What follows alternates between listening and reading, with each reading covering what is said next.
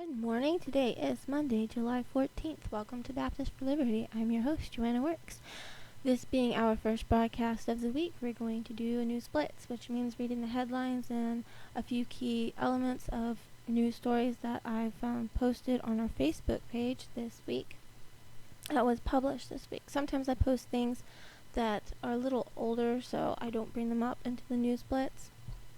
And let me just fair warning right now, there's a lot of things going on with Israel, and there was just a lot of news things anyway, so I'm going to read a couple of headlines, as I'm going through this, because Israel, just keep it all in chronological order as best I can. But I'm not going to be able to delve into the Israeli issues until tomorrow, so tomorrow's broadcast. I'll be reading those and doing a separate episode specifically on those because there's just too many of them that if I gave them enough attention today, I wouldn't be able to go through the rest of the news. Furthermore, because there's just so much just between Monday and Friday, I'm probably going to have to cover this weekend's news on Wednesday. I mean, this is just crazy. So I'm going to try to cover everything as best I can.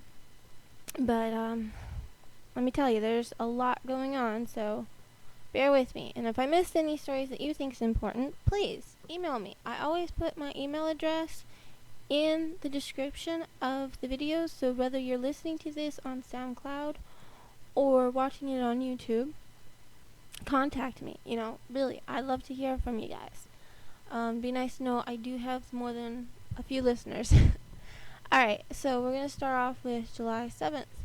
Our first story here is a local story from California. PD editorial: Lopez case doesn't end with the DA. And this story is one on police brutality case. The officer, the charges weren't going to even be filed. So let me just read the little segment here.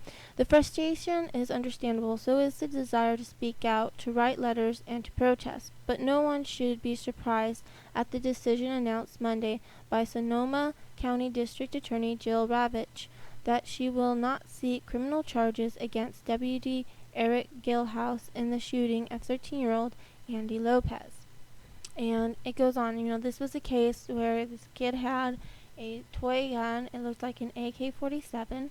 It did not have the orange tip on it like it legally you're supposed to. And so the officer is claiming that, he told the kid to put the gun down. The kid didn't do it, and so he shot. Some people say, though, the kid was shot in the back, and so this is one of the reasons why a lot of people are infuriated.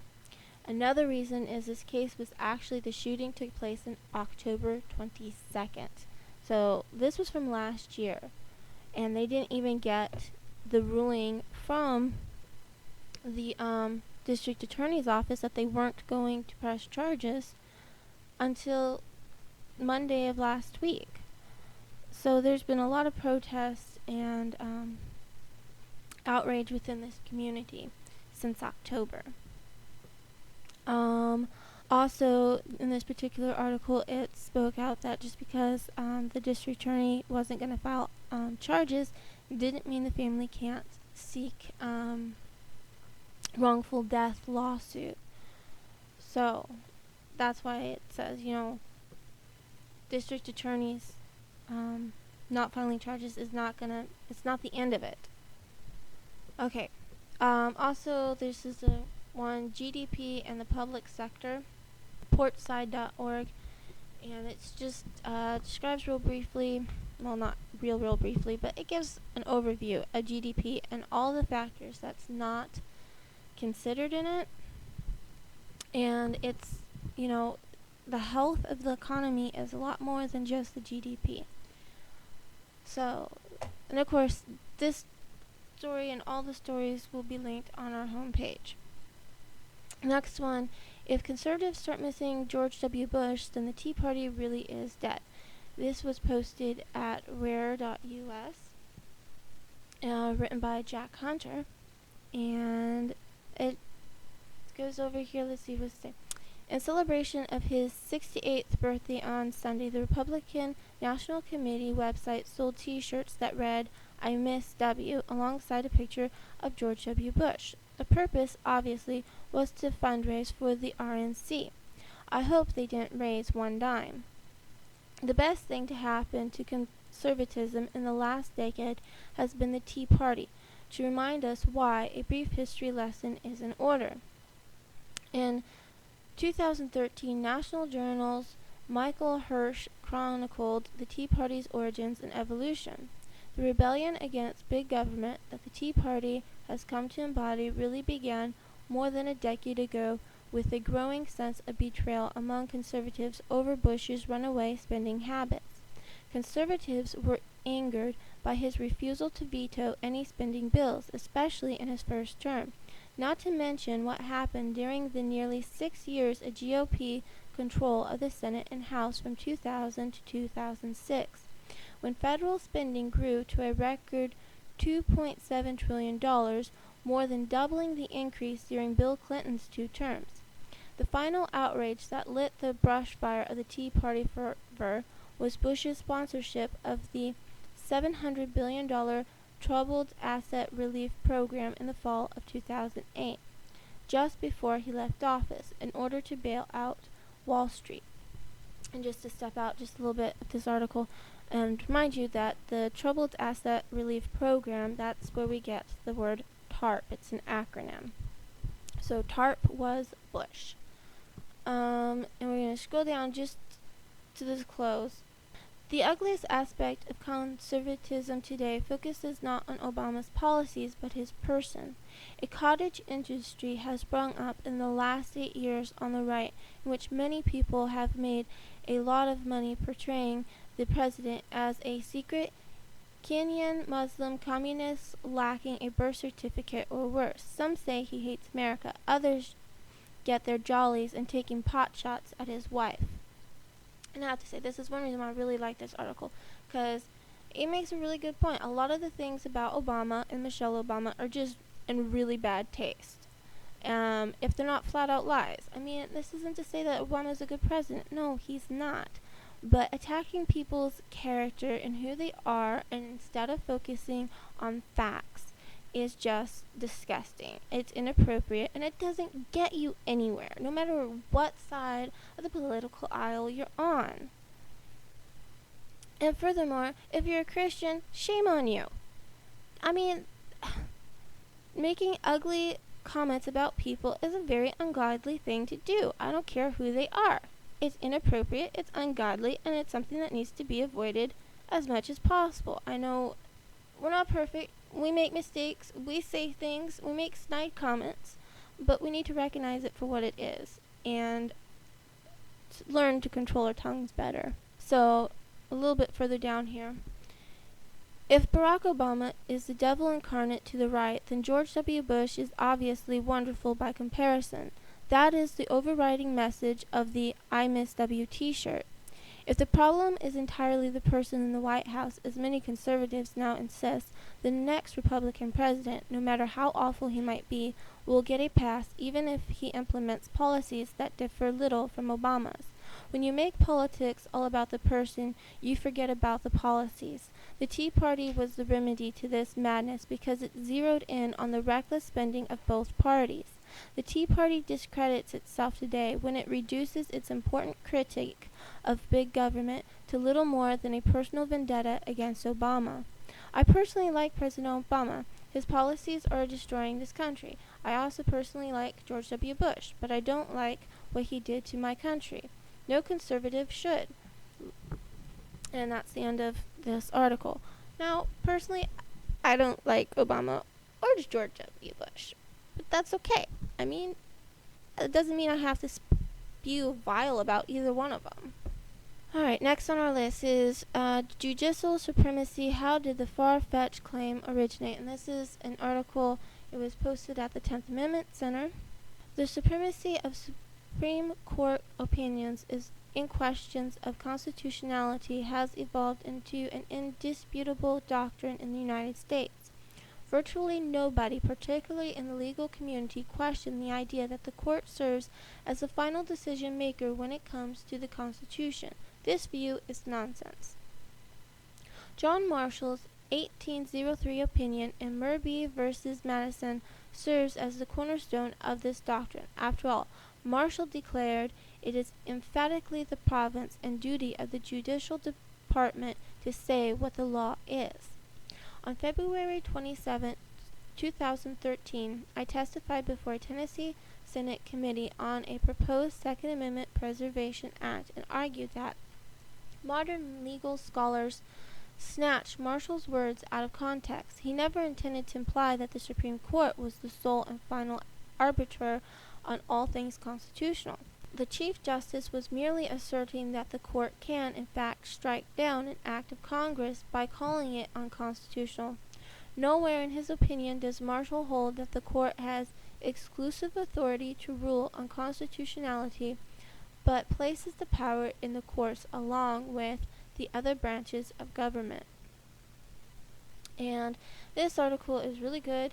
It gives historical quotes, and then at the bottom is the PDF, Judicial Supremacy, How Did the Far-Fetched. This is written by Louis Fischer. This paper was published September 3rd, 2010. Paper presented at the American Political Science Association conference. So, what was above, I guess, is more of a summation and introduction to this 17-page PDF.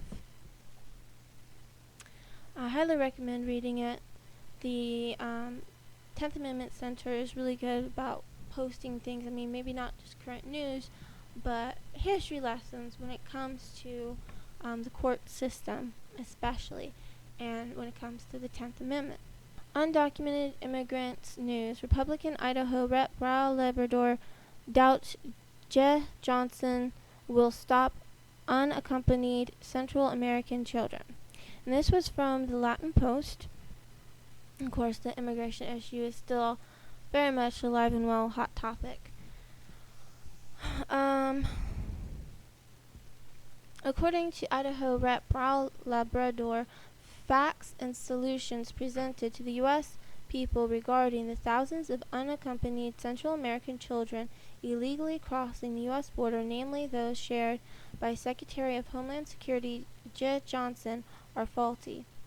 Labrador appeared on NBC's Meet the Press on Sunday following an interview with Johnson. One of the Republican congressman's first statement was that the show's slogan should be changed from "If it's Sunday, it's Meet the Press" to "If it's Sunday, it's another administration official making stuff up on Meet the Press." Ouch. So anyway, then it goes on to talk about the points that Labrador made, and it has a video clip of his interview from NBC. Our next one is families of slain Israeli and Palestinian teens turn to each other for comfort.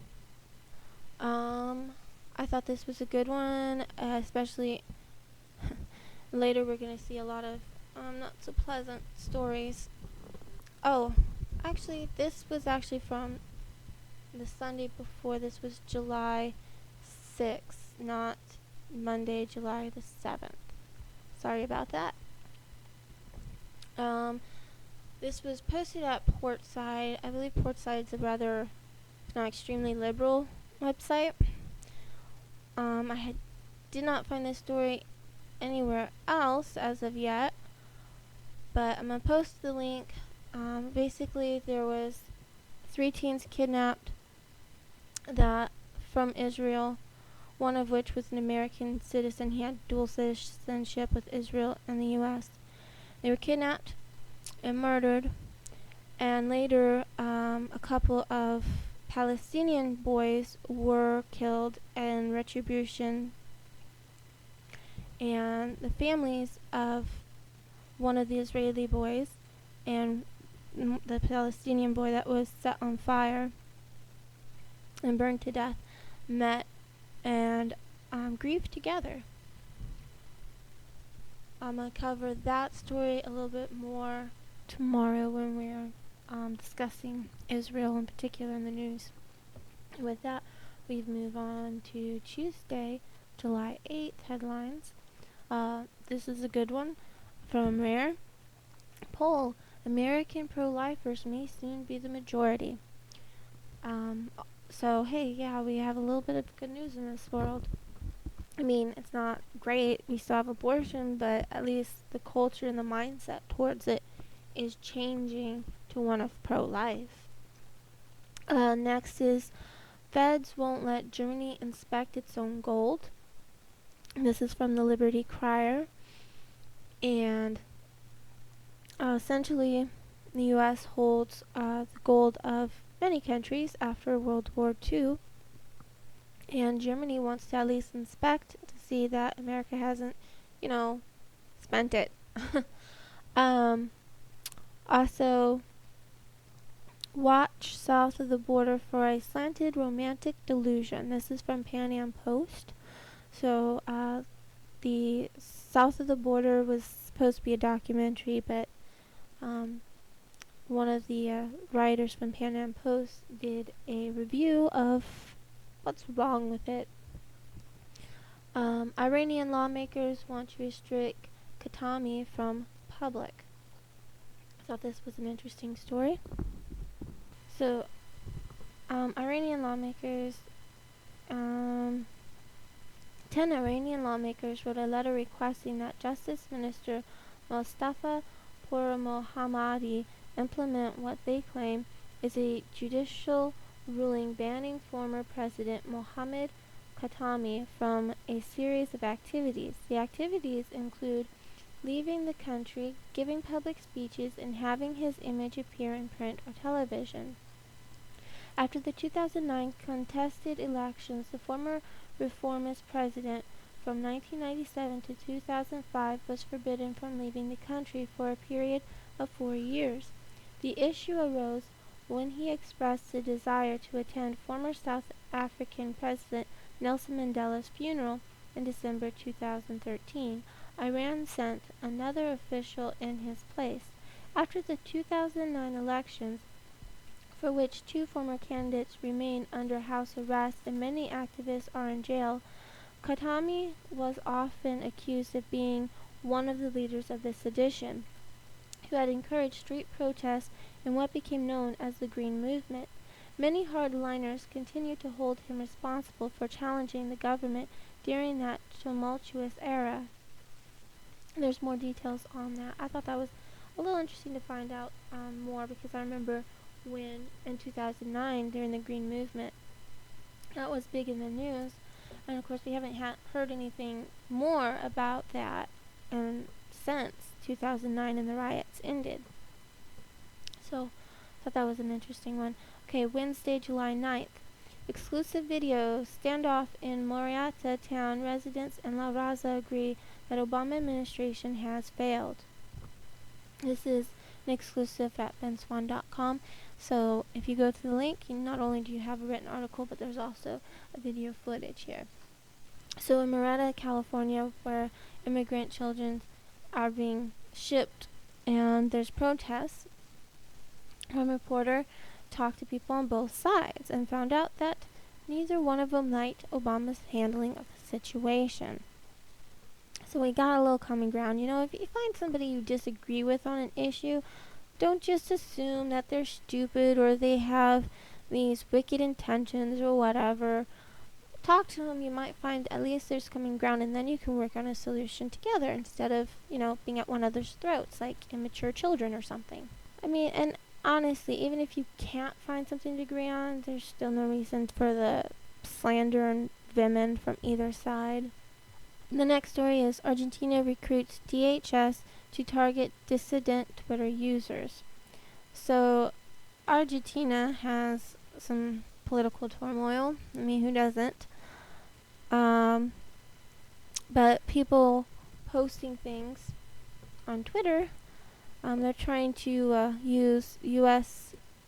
Well, let me read this. Argentina's government appears to be following Orwell's 1984 as an instruction manual. Daniela Dupe, a prosecutor with close ties to President Kirchner has launched an investigation into the online activity of 11 Twitter users and requested the assistance of the U.S. Department of Homeland Security, DHS. These 11 users have been accused of harassment based on their demonstration of support for a public prosecutor who was recently removed by Argentina's judiciary. According to Clarín, on June 16th, all 11 accounts under investigation received an email from Twitter in English on behalf of the Department of Homeland Security to inform them of the cooperation request from the Kirchner administration. Dupuy ordered Walter Bernal, head of Argentina's Federal Police Tech Crime Division, to use all available means to investigate the Twitter accounts of those who have been publicly supporting former prosecutor Jose Maria Campagnoli. And it goes on and gives a little more information and even interviews a couple of these Twitter users without giving their real names, just their Twitter account names. Alright, so, it's not good enough that the U.S. government spies on us, but U.S. government is asked to help other countries spy on people, and their countries and here. How EU would lift Iran sanctions after nuclear deal. So the EU is in negotiations with Iran to lift some of the sanctions. Resolving conflicts in artificial states. I thought this was a really good article. Recently, the world has focused on the fighting in Syria, Iraq, and Ukraine, all of which seem to be falling apart.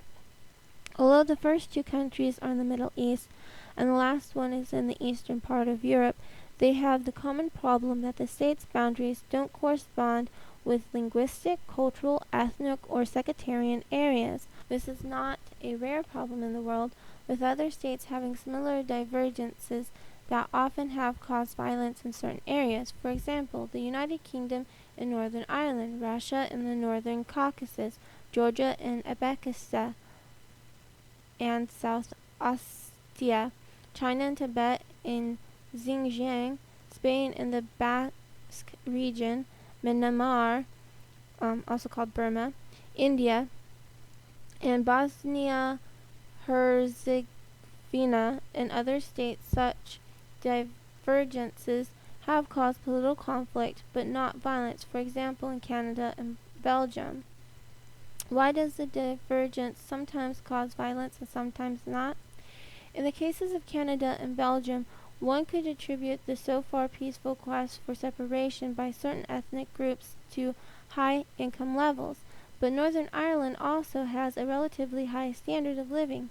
More likely, Canada and Belgium also have given significant autonomy to minority groups, which somewhat diffuses their secessionist desires. And it scrolls down. I'm just going to read the closing here.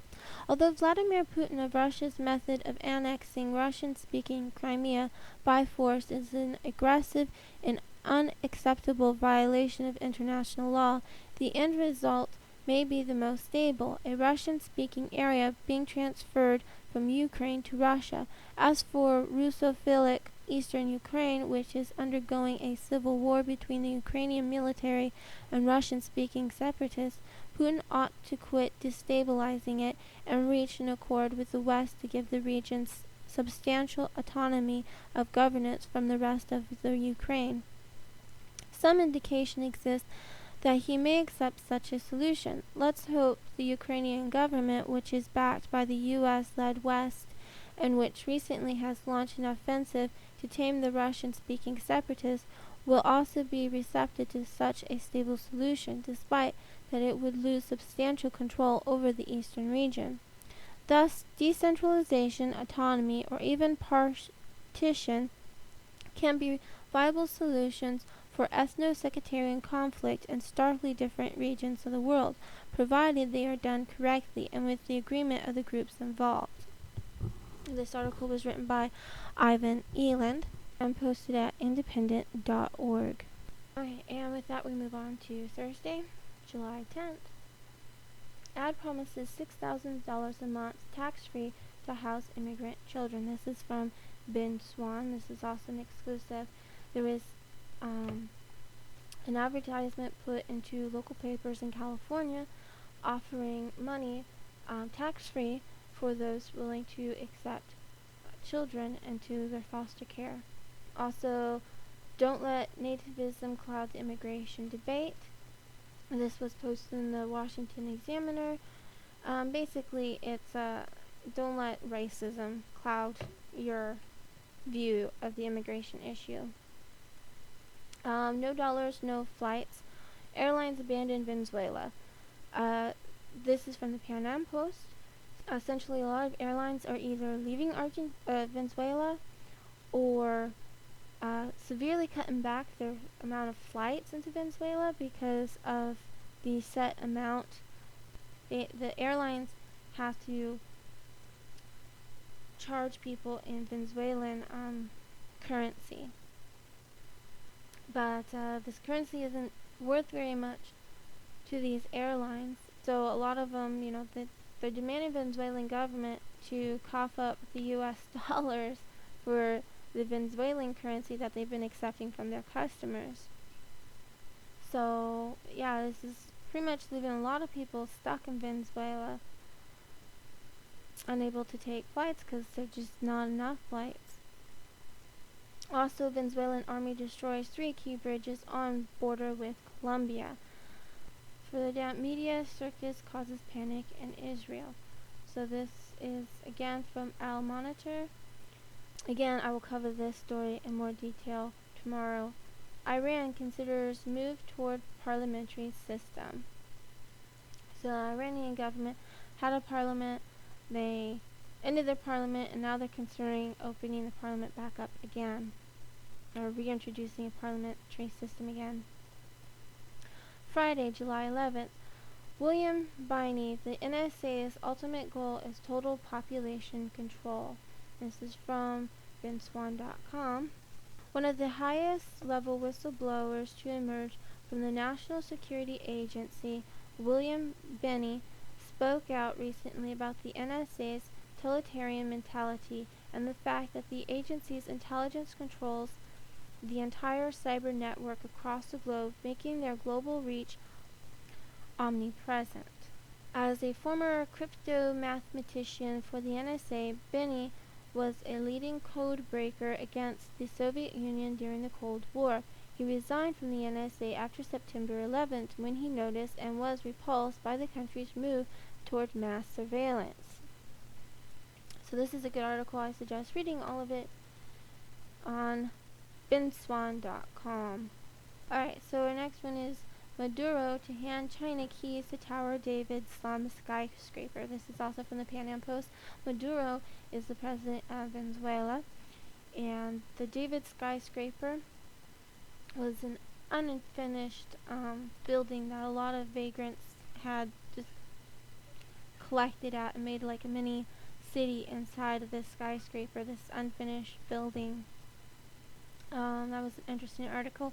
Also, Iraqi minorities victim of sectarian conflict.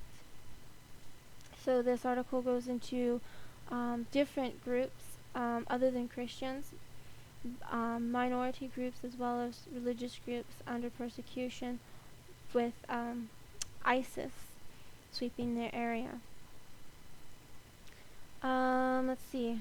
Now the next big bunch of these, again, these have to do with Israel. The headlines, they're meant to draw your attention and stuff. I will try to go into these more detail tomorrow.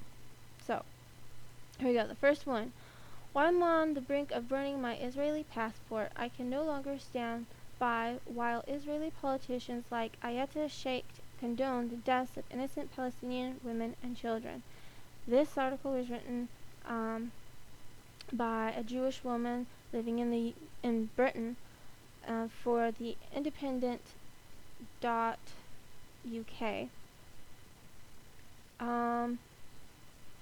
The next one is Netanyahu. Yulin prefers airstrikes over ground attacks. So Israeli President Netanyahu and one of his head cabinet members this article is on how they are using a lot of restraint.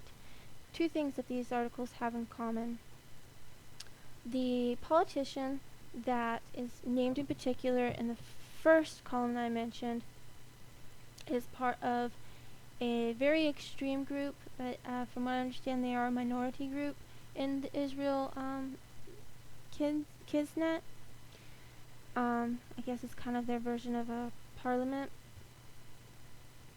and they're calling for outright just wiping out Palestine, outright genocide. And then the following article, though, on Netanyahu is talking about they're using restraint by not going in with ground forces and by bombing key targets instead. But it also points out that there are pressures for them to send in ground troops, but they are not. Yahoo and Yalon are using restraint by doing the method that they're currently on. The next one, looking to take a break, Gazans find beaches a war zone. Next one, Hamas bites the hand that feeds it. Then the next is global jihad benefits from Gaza crisis. Who fired the rockets from Lebanon? So this is story covers the rockets that were launched from Lebanon towards Israel. That it seems like they were duds or something. They didn't make it. They exploded prematurely or something. But there's an investigation both from the Lebanon side and I'm sure Israel as well as to who's responsible for that. Our last one is Gaza strife threatens Turkish-Israeli rapprochement. So basically the Turkish head of state is in a bit of a mess trying to save face for his party line while still talking to Israel during Israel's strikes against Palestinians in the Gaza Strip.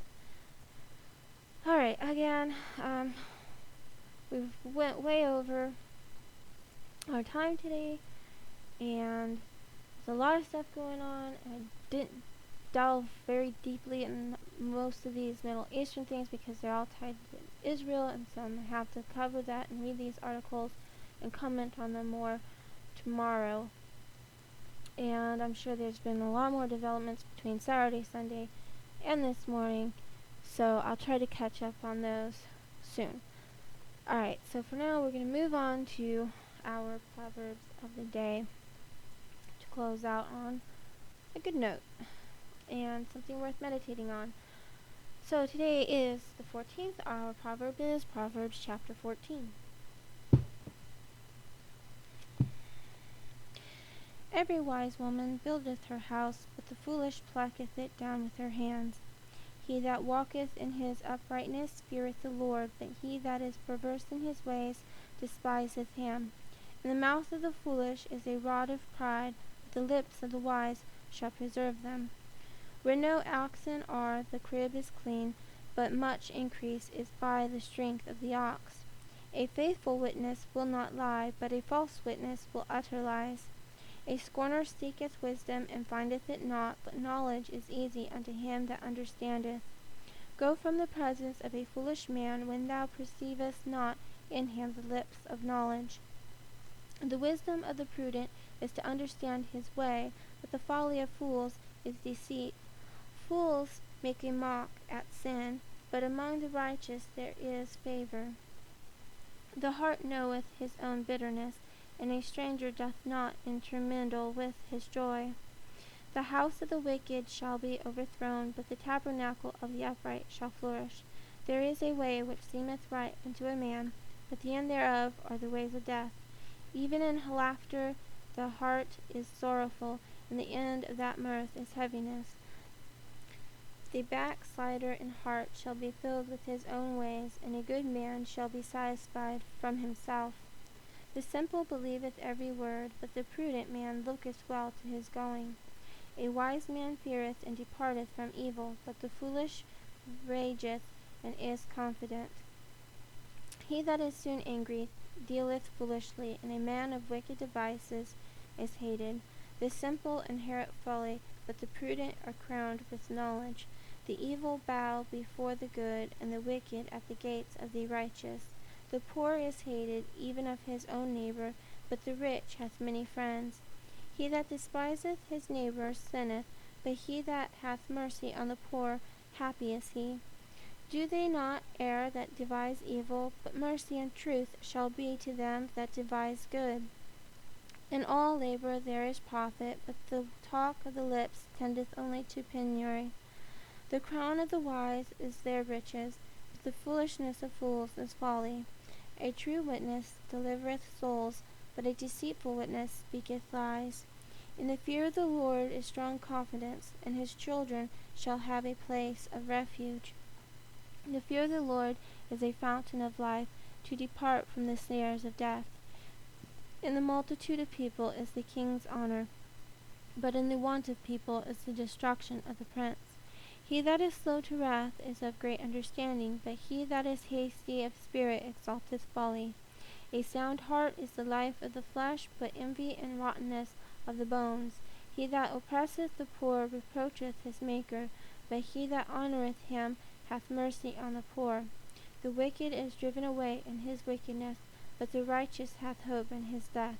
Wisdom resteth in the heart of him that hath understanding, but that which is in the midst of fools is made known. Righteousness exalteth a nation, but sin is a reproach to any people. The king's favor is toward a wise servant, but his wrath is against him that causeth shame.